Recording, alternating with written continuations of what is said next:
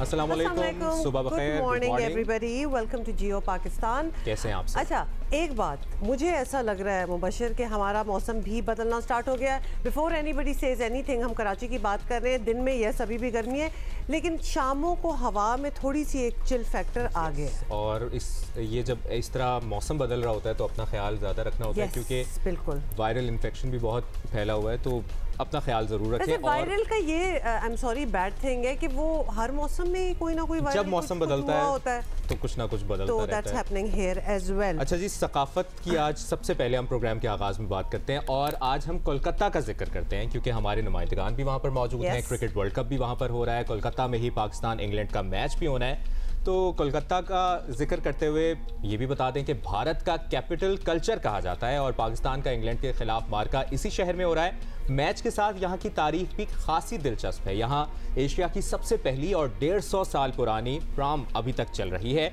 Cycle rickshaw हो, हाथ rickshaw या फिर पीली टैक्सी आज भी यहाँ दिखाई देती है। मलिका विक्टोरिया का खूबसूरत पैलेस और हावड़ा ब्रिज भी इस शहर की नुमाया खुसूसियत। खास तौर पे जब हमारे अपने कॉरेस्पॉन्डेंट्स वहाँ गए हों, वरना तो हम किताबों वगैरह में पढ़ लेते हैं, लेकिन most Pakistanis will not get the chance to visit it you know themselves, because कैमरे की आंख से हम दिखा दें। यस, तो हमने अपने न्यूज़ के नुमाइंदगान अतीक रहमान और फैजान लखानी वहाँ पर मौजूद हैं। एक रिपोर्ट बनाई है उन्होंने।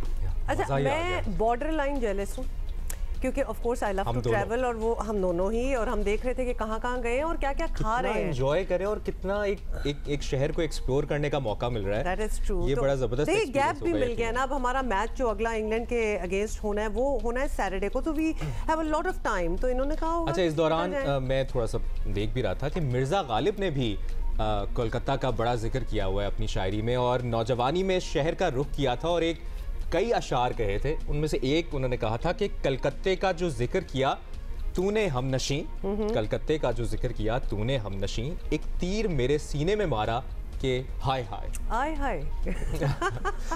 तो जनाब ये सुनो जी, ये कलकत्ता है और फैजान लाखानी और अतीक रहमान ने एक ज़बरदस्त रिपोर्ट तैयार की और एक ओवरव्यू दे दिया कि शहर में क्या क्या सुबह से रात तक का एक पूरा कि क्या क्या किया जा सकता है। खैर anyway, if you ever get a chance, तो हिस्ट्री बहुत है, हिस्टोरिकल सिग्निफिकेंस बहुत है इस शहर की, और ज़रूर एक्सप्लोर कीजिएगा। रिक्शा और ये हाथ रिक्शा अभी तक चल रहे हैं, लेकिन एक तो वो ट्रेडिशन वाला एलिमेंट भी है, लेकिन आई वंडर राइट्स ग्रुप क्या कहते होंगे, बिकॉज ये बड़ा एक मुशक्क़त वाला काम है। ये एक बंदा चल रहा है और वो खींच रहा है या फिर साइकिल चला रहा है। आपको पता है, एक तो खींचने वाला भी होता है, एक साइकिल वाला भी होता है। खैर, in any case let us come back to the cricket और सेमीफाइनल में। हाँ, कलकत्ता में ही तो होना है एग्जैक्टली, तो इसी से तो वहाँ फिर भी रहे हैं। सेमीफाइनल में जाना है तो पाकिस्तान को कोलकाता के मैदान में इंग्लैंड को फैसला कुन शिकस्त देना होगी, और पाकिस्तानी दस्ता जो है इसके लिए पूरी तरह तैयार भी है, और ऑब्वियसली मुंतज़िर हैं कि इंशाल्लाह जीत भी हमारे नाम ही होगी। पाकिस्तान क्रिकेट टीम ने इस वक्त कोलकाता में पड़ाव डाल रखा है, जहाँ खिलाड़ी आज से ट्रेनिंग का आगाज़ भी करेंगे, और पाकिस्तान और इंग्लैंड के दरमियान मैच होगा, जिस तरह हमने आपको बताया, सैटरडे को, which happens to be the 11th of November।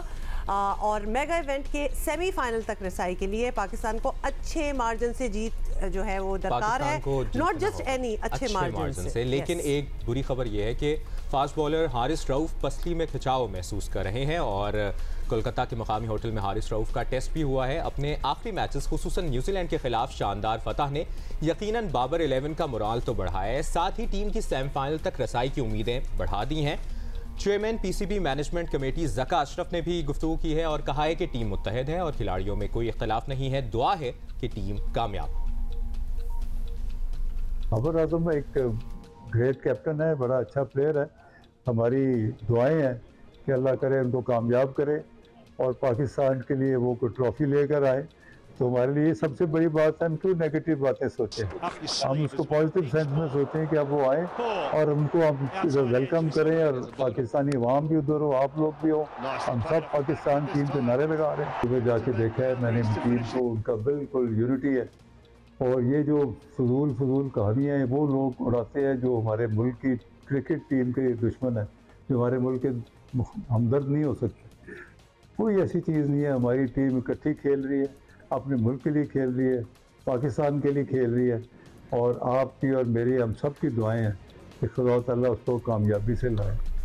वैसे ऐसे बयानात के बाद अब लग रहा है कि वो जो पीसीबी में एक टेंशन की सूरत हाल थी वो अब कहीं ना कहीं फेड आउट हुई है हाँ, और लेकिन सब अच्छा है कि टीम जो है वो मुत्तहिद है, लेकिन टीम जो इश्यूज हमें एटलीस्ट लग रहे थे वो पीसीबी के ज़्यादा लग रहे थे, तो आई होप वो भी सेटल हो गए होंगे या नहीं होंगे। वैसे today we are going to find that out as well. लेकिन फिलहाल माजिद भट्टी साहब कोलकाता में हैं और वो क्यों नहीं गए इन लोगों के साथ, बाय द वे फैजान और अतीक के साथ? तो ये पहला सवाल तो यही बनता है। भट्टी साहब क्या हाल है आपका? भट्टी साहब, इन दोनों ने आपको लेके ही नहीं गए, इन्वाइट ही नहीं किया अपनी इस पार्टी में?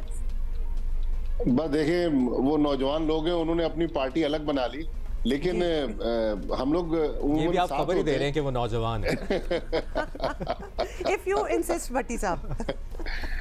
लेकिन इसमें देखें, एक दो चीजें मैंने भी कल एक्सप्लोर की। जैसा बॉलीवुड का हमारे यहाँ बहुत ज्यादा जिक्र होता है, कल रात मैंने वो घर देखा जो सत्यजीत रॉय, जो एक बड़े फेमस यहाँ के फिल्म डायरेक्टर और प्रोड्यूसर थे, उनका ताल्लुक भी यहीं से, अमिताभ बच्चन, उनका ताल्लुक शर्मिला टैगोर, वो भी यहाँ की, तो एक बड़ी हिस्ट्री है। और यहाँ जो एक और खूबसूरत चीज है कि ममता बनर्जी जब से इनकी वजीर आजम बनी है, वजीर आला बनी है, तो यहाँ पर ये जो आप पार्क स्ट्रीट पर लाइट्स देख रहे थे, इनका अब संडे को दिवाली का त्यौहार है, ये उसके लिए सजावट की गई है, लेकिन दिवाली के लिए नहीं। ईद मिलादुन नबी हो या ईद का त्यौहार हो या क्रिश्चियंस की क्रिसमस हो, हर त्यौहार पर वो कहते हैं कि हुकूमत की तरफ से इसी तरह की लाइटिंग होती है। तो ये एक बड़ी अच्छी चीज हमने देखी। फिर हावड़ा ब्रिज पे जहाँ फैजान खड़े हुए थे, राइट साइड पे आपने जालियां देखी होंगी। वो जालियां इसलिए लगाई गई कि लोग एक दिन में कई लोग यहाँ से खुदकुशी किया करते थे। हम तो अभी हम देख ही रहे थे, तो I was just telling Mubashar, पता नहीं क्यों मेरे पास ये ट्रिविया था कि भाई ये वो ब्रिज है जहाँ से लोग बहुत खुदकुशी करते हैं। खैर एनीवे, चलिए ये तो हमने फिर लिया और आपने थोड़ी सी बैकग्राउंड स्टोरी बता रही। टीम का बताएं, क्या हाल है? Haris Rauf is not well, हमें ये खबरें मिल रही हैं। जी हाँ, हारिस रऊफ को कुछ पसलियों में खिंचाव था, लेकिन MRI रिपोर्ट के बाद अब टीम मैनेजमेंट कह रही है कि वो सैटरडे को मैच खेल सकेंगे। एक और अच्छी चीज जो पाकिस्तान के कैंप से आ रही है, वो शादाब खान का फिट हो जाना। टीम मैनेजमेंट कह रही है कि शादाब खान अवेलेबल होंगे सैटरडे को मैच के लिए। और एक अच्छी चीज है कि अब पाकिस्तान के सारे प्लेयर अगर फिट हो जाएं, एक तगड़ी 11 पाकिस्तान उतारे, तो हम इंग्लैंड के खिलाफ बड़े मार्जिन से जीत सकें। लेकिन आज जो अफगानिस्तान और ऑस्ट्रेलिया का मैच है, कल वहां पर बड़ी इंटरेस्टिंग सूरत हाल रही मुंबई में कि सचिन तेंदुलकर ने, जो इंडियन आइकॉनिक बैट्समैन है, मुंबई से उनका ताल्लुक है, सचिन तेंदुलकर ने कल 2 घंटे गुजारे अफगान टीम के साथ। तो ऑस्ट्रेलिया को हराने के लिए अफगानिस्तान सारे हरबे इस्तेमाल कर रहा है। फिर जो कुछ कल इंडियन कैपिटल नई दिल्ली में श्रीलंका और बांग्लादेश के मैच में हो गया, मुबशर और हुमा, वो भी बड़ा इंटरेस्टिंग था। वो टाइम आउट जो एंजेलो मैथ्यूज को दिया गया, तो वो मुनीर नियाजी ने कहा था ना कि बहुत देर कर देता हूँ, हमेशा देर कर देता हूँ मैं, हमेशा देर कर देता हूँ। तो वो सूरत हाल थी। लेकिन उसके बाद जो कुछ हुआ, हैंडशेक नहीं हुआ, प्रेस कॉन्फ्रेंस में एक दूसरे के खिलाफ इल्जामात लगाए गए। मेरे ख्याल में उसने तो वैसे टू बी ऑनेस्ट भट्टी साहब, जो सारे क्रिकेट लवर्स हैं, हम सारे ही देख रहे थे, और आपको पता है कि ट्रेडिशनली तो cricket is a gentleman sport, कोई स्पिरिट नहीं नजर आई, कोई जेंटलमैनली नहीं। Not that we are directly involve, लेकिन एज व्यूअर्स देखते हुए हमें बड़ा अजीब लगा कि why would he do that. हालांकि भट्टी साहब वो क्रीज पर आ गया था। अब जाहिर सी बात है, हेलमेट एक सपोर्ट होती है, हेलमेट आपकी एक एहतियाती तदबीर होती है। अगर हेलमेट का इशू होता तो वो चेंज हो रहा था, लेकिन समझ नहीं आया। और माजी में भी ऐसा बहुत दफा हुआ है, शकीबुल हसन करते रहे हैं ऐसे। और दूसरा ये भट्टी साहब, इफ यू में ऐड टू इट, अंपायर को भी एक अपनी डिसीजन जो है वो सही लेनी चाहिए थी कि भाई वो कौन सा कोई आइसक्रीम खा रहा है खड़ा हुआ, उसकी हेलमेट का अगर स्ट्रैप टूट गया है तो ये तो सेफ्टी इक्विपमेंट में बात आ जाती है। देखिए हुमा, अंपायर ने मैच के दौरान ही, बल्कि जो डिनर ब्रेक हुआ उसमें कहा कि हमने 2 बार शकीबुल हसन से पूछा कि आप अपने डिसीजन पर कायम है, तो अंपायरों ने तो देखिए रूल के मुताबिक तो सही आउट दिया, लेकिन स्पिरिट ऑफ द गेम के खिलाफ है। लेकिन आईसीसी ने जिस तरह इस मामले को हैंडल किया, मैच के बाद 2 टीमों के दरमियान हाथ मिलाने की जो रिवायत है वो नहीं हो सकी। फिर प्रेस कॉन्फ्रेंस में शकीबुल हसन पर एंजेलो मैथ्यूज ने जो अल्फाज इस्तेमाल किए, अभी तक ये मेरे ख्याल में सबसे कंट्रोवर्शियल क्रिकेट मैच था। इसमें अगर आईसीसी बेहतर अंदाज में, चूंकि 5-6 घंटे बाद, बल्कि 7 घंटे बाद मैच खत्म हुआ, तो वो ज्यादा बेहतर हो सकता था। लेकिन आईसीसी ने टोटली मिस हैंडल किया। मेरे ख्याल में अब इस कानून को रिव्यू करना पड़ेगा कि 3 मिनट का जो टाइम है उसमें वो कह रहे थे कि मेरे हेलमेट का स्टेप 2 मिनट टूट गया तो मैं 2 मिनट जी 2 मिनट तो 2 मिनट भी अभी हो चुके थे, लेकिन कोई ऐसा नहीं था। देखें माजी में इस किस्म के वाकयात हुए, कर्टेसी बिल्कुल, लेकिन गेम खेल रहे हैं, आपके साथ भी ऐसा हो सकता है, आप भी बैट्समैन हैं।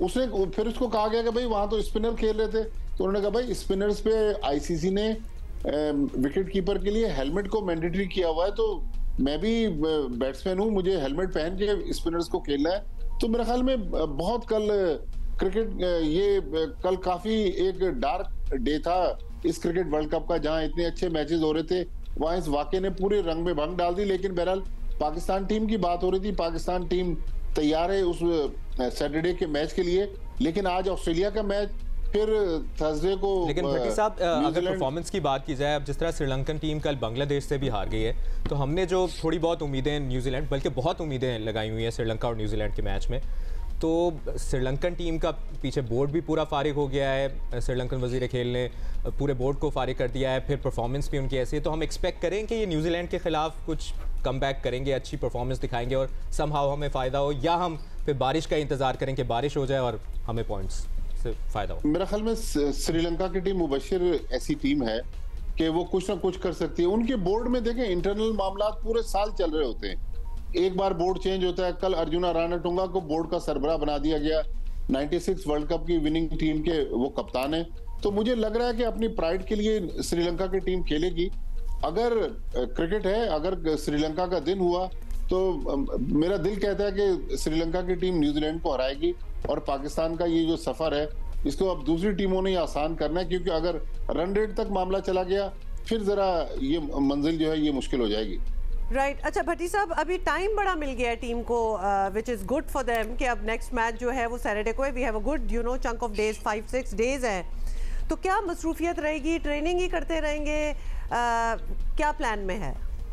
देखें परसों टीम ने ट्रेवल किया, बेंगलोर से कोलकाता आई, कल आराम का दिन था। आज भी अभी तक टीम मैनेजमेंट की तरफ से यही बताया जा रहा है कि आज भी खिलाड़ी रेस्ट करेंगे तो अच्छा है, जरा चूंकि रिलैक्स कर लें। बहुत ज्यादा क्रिकेट में लड़के इन्वॉल्व होते हैं तो उससे भी वो स्ट्रेस में आ जाते हैं, लेकिन टीम मैनेजमेंट ने उनको इस वक्त थोड़ा सा रिलैक्स रखा हुआ है कि आप आराम करें। अगर कोई जिम जा सकता है या कोई स्विमिंग पूल जा सकता है तो होटल में एक्टिविटीज हैं, ग्राउंड में आज भी कोई एक्टिविटी नहीं है पाकिस्तान टीम। अच्छा, आज कोई प्रैक्टिस सेशन इस किस्म का नहीं है?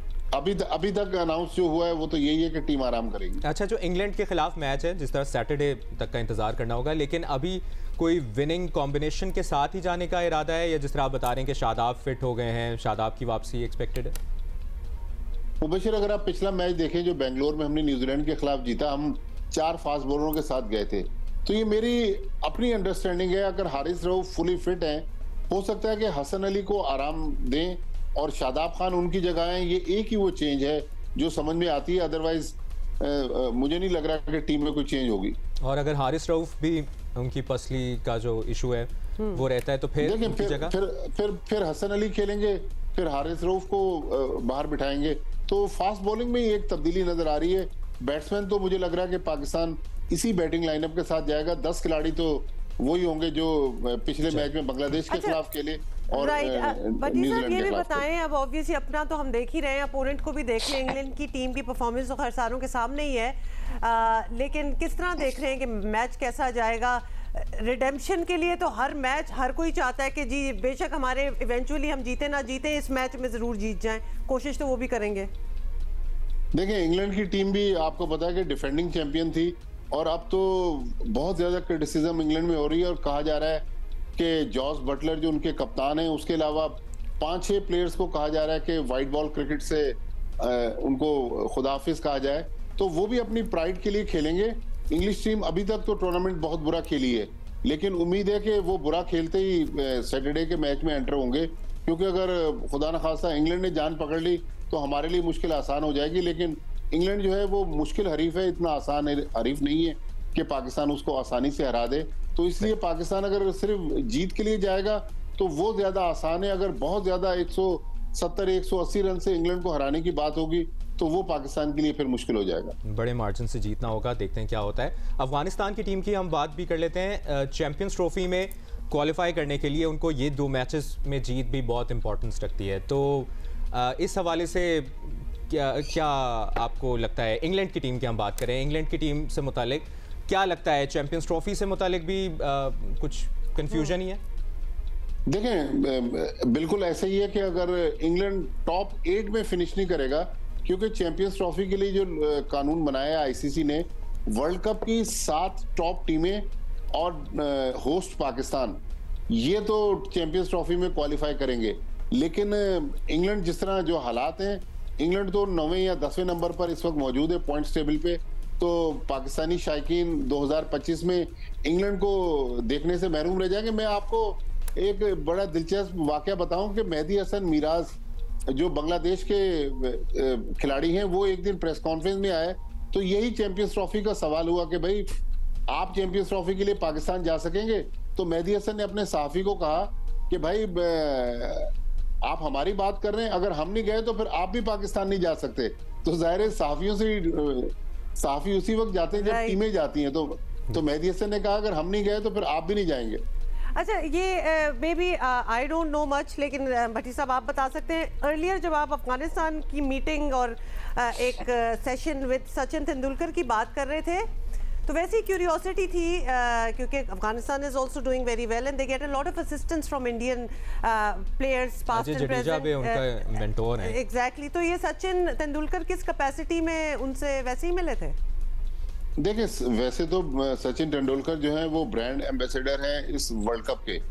लेकिन चूंकि वो उनका ताल्लुक मुंबई से है, उन्होंने अपनी पूरी क्रिकेट वानखेड़े स्टेडियम में खेली और इंडिया और अफगानिस्तान की जो दोस्ती है वो भी किसी से ढकी छुपी नहीं है। तो अब इंडिया की भी पूरी कोशिश है कि अफगानिस्तान की टीम सेमीफाइनल में क्वालिफाई कर ले, जिसका मतलब ये हुआ कि अगर अफगानिस्तान सेमीफाइनल में क्वालिफाई करता है तो पाकिस्तान के लिए रास्ता और मुश्किल हो जाता है। तो ये मुझे लग रहा है कि वही सेंटिमेंट्स हैं जिसके तहत कल सचिन तेंदुलकर ग्राउंड में हमें नजर आए। सही है जी। अब्दुल माजिद भट्टी साहब, आपसे हम मुसलसल बात करते रहेंगे और जानते रहेंगे कि क्या सिचुएशन बन रही है, और सेमीफाइनल में जाना है तो पाकिस्तान को कोलकाता में बहुत अच्छा इन द नेक्स्ट आवर हमें ज्वाइन करेंगी पीसीबी की media relations director as well Aliya Rashid साहिबा। अगर आपके पास कोई सवाल हैं तो प्लीज़ आप हमें ज़रूर ट्वीट करें, that will come in the next hour of Geo Pakistan. अभी अच्छा भाई, ये कॉन्गो वायरस जो है ना, ये कोई ना कोई वायरस आ जाती है थोड़ी देर बाद और फिर हम सारे टेंशन में चले जाते हैं, लेकिन कॉन्गो वायरस की एक्चुअली सीरियसली बात भी हो रही है क्योंकि लोग इफेक्ट भी हुए हैं। बलूचिस्तान में कॉन्गो वायरस के फैलाव ने तशवीश की नई लहर जो है वो बिल्कुल लोगों में आ गई है। बलूचिस्तान में हेल्थ इमरजेंसी नाफिज कर दी गई है। इसी वजह से कोयटा में 2 हफ्तों के लिए निजी मसबा खानों पर दफ़ा 144 के तहत पाबंदी आयद कर दी गई है। शहरी आबादी से दूर मसबा खानों में जानवर जो हैं वो ज़िबा किए जा सकेंगे। वैसे भी एक्चुअली प्रोटोकॉल यही होना चाहिए। महकमा लाइव स्टॉक को मवेशी मंडियों में फौरी जरासीम खत्म करने के स्प्रे जो है वो कर दी गई है। सूबे में अब तक कॉन्गो वायरस के 44 केसेस रिपोर्ट हुए हैं। वायरस से एक डॉक्टर समेत 18 अफराद इंतकाल कर चुके हैं। कॉन्गो वायरस से मुतासरा 2 मजीद हेल्थ वर्कर्स को कल एयर एम्बुलेंस से कराची मुंतकिल किया गया। डॉक्टर्स, तिब्बी अमले, मरीजों समेत 112 अफराद के नमूने भी हासिल किए गए हैं। वैसे डॉक्टर्स, पैरामेडिकल स्टाफ हमेशा कुर्बानी देता है, कोई वायरस वो तो फर्स्ट लाइन कोविड हो या कॉन्गो ज़्यादा वही होते हैं, सबसे पहले कुर्बानी तो आपको जल्दी से ये भी बता दें कि कॉन्गो जो है ना वो एक इंतहाई खतरनाक वायरस है जिसका अब तक कोई इलाज मौजूद नहीं है। प्रिकॉशन जिसको हम लोग कहते हैं कि दैट इज़ द ओनली इलाज for a lot of viruses out there and Congo is one of them. और वायरस से अच्छा, कोयटा से 10 डॉक्टर समेत तिब्बी अमले के 13 अफराद कराची के निजी अस्पताल में ज़ेरे इलाज हैं।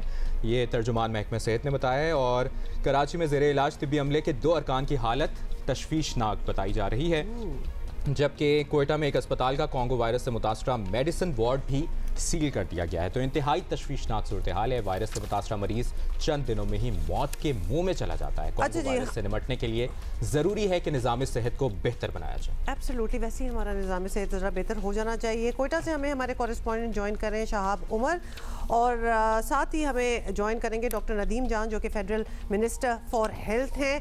पहले अपडेट ले लेते हैं अपने कॉरेस्पॉन्डेंट से। शहाब, ये क्या हो रहा है? बिकॉज ये वायरस तो बहुत फैल रही है, क्या इसको बहुत देर से कैच किया गया कि ये ऑब्वियसली कंटेजियस भी है, फैल भी रही है, वरना तो इसका रोकथाम पहले ही कर ली जाती? देखिए हुमा, बलूचिस्तान में जो कांगो की सूरत हाल है वो रवां साल कोई मार्च के महीने से शुरू हुआ। इस दौरान मार्च, अप्रैल, मई, उसके बाद जो है इक्का दुक्का केसेस आते रहे हैं। यहाँ पे जो फातिमा जिन्ना अस्पताल में आइसोलेशन वार्ड भी काम किया गया है, तो केसेस तो रिपोर्ट होते रहे हैं। लेकिन ये जो अभी सूरत हाल हुई है, आउटब्रेक हुआ है, यह कोई हफ्ता कबल की बात है कि एक जो महकमा सेहत के जो तहकीकात में पता चला है कि एक मरीज़ जो ज़िला हरनाई से यहाँ पे सिविल अस्पताल के मेडिसिन वार्ड में वहाँ पे दाखिल किया गया था कोई 22 अक्टूबर को। तो वो जो कांगो था उसका एक पेशेंट था। इस दौरान जो बाकी जो डॉक्टर्स आए उनको इलाज मोलॉजी के हवाले से ट्रीटमेंट जारी रहा, और जो वो वायरस था उससे जो डॉक्टर्स थे उनमें मुंतकिल हो गया। फिर एक दूसरे डॉक्टर से ज़ाहिर सी बातें मिलते रहे हैं, तो शुरू में उनको पता नहीं चला कि क्या सूरत हाल है। डॉक्टरों की तबीयत अचानक ख़राब हो गई और उन्हें एडमिट करना पड़ा। बाद में उनको जब टेस्ट किए गए तो पता चला कि ये कांगो वायरस की एक किस्म में मुब्तला हुए हैं।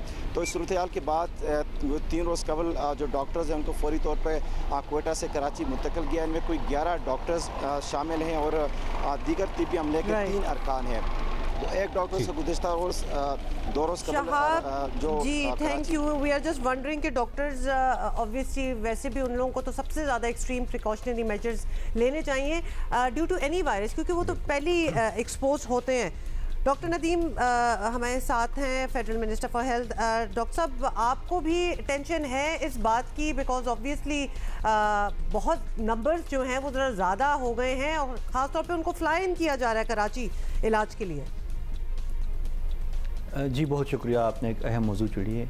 इस पर मैं अर्ज़ करूँ कि जैसे ही हमें पता चला कि ये आउटब्रेक हुई है बलूचिस्तान में, तो हमने NIH से इन्वेस्टिगेटिव टीम डिप्यूट कर दी बलूचिस्तान को, जिन्होंने इन्वेस्टिगेशन कर दी। और जो प्रोटोकॉल्स हैं इसके प्रिवेंशन के और मैनेजमेंट के, वो उधर लागू हैं।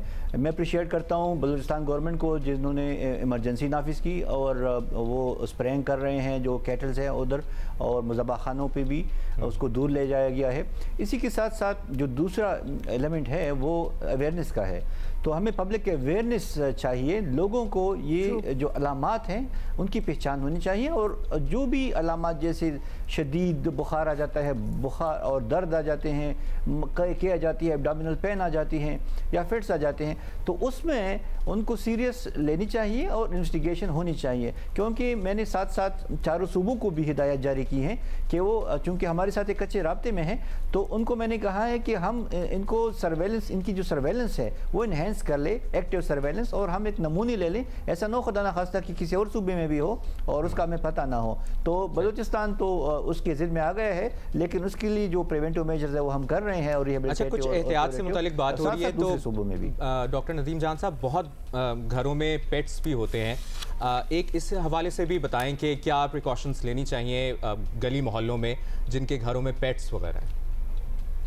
अच्छा, सबसे ज़्यादा हमें इसी पे तवज्जो देनी है। जो इनसेक्ट किलर्स हैं वो हमें स्प्रे करनी चाहिए, अपने आप को बचाना चाहिए। वो हम बार बार हम अपने पब्लिक सर्विस मैसेजेस में कहते हैं कि आपको फुल जो ड्रेसअप है वो होनी चाहिए और लाइट कपड़े पहने, ताकि जो बग्स हैं वो उस पर आपको नज़र आ जाए। इस तरह घरों को भी साफ़ रखें, मालों को भी साफ़ रखें, और ये जो इंसेक्ट्स हैं उनका इसी स्प्रे के ज़रिए आप उसका खात्मा कर सकते हैं। और साथ साथ अपनी देखभाल, और अगर खुदा न खास्ता कोई पेशेंट है तो उसकी देखभाल, उसके लिए हम बार बार ये कहते हैं, और ये हम हॉस्पिटल्स को भी और हेल्थ केयर वर्कर्स को भी, कि PPEs जो पर्सनल प्रोटेक्टिव इक्विपमेंट्स है वो पहना करे थारोली अगर इस तरह का सस्पेक्टेड केस है। क्योंकि ये हमारे कीमती एहसास जो हेल्थ वर्कर्स हैं ये अनफॉर्चुनेटली इसकी ज़िद में आ जाते हैं। और हमारा एक तो शहीद हो गया जिसको शहादत का दर्जा दिया गया है, अल्लाह उनको अपनी जवा रहमत में जगह दे, लेकिन हम दूसरे अपने कोलीग्स को और कम्युनिटीज़ को बचाना चाहते हैं। तो इस सिलसिले में प्रिवेंटिव अवेयरनेस और इन्फेक्शन प्रिवेंशन ये हमारा फोकस है, और सर्वेलेंस, एक्टिव सर्वेलेंस।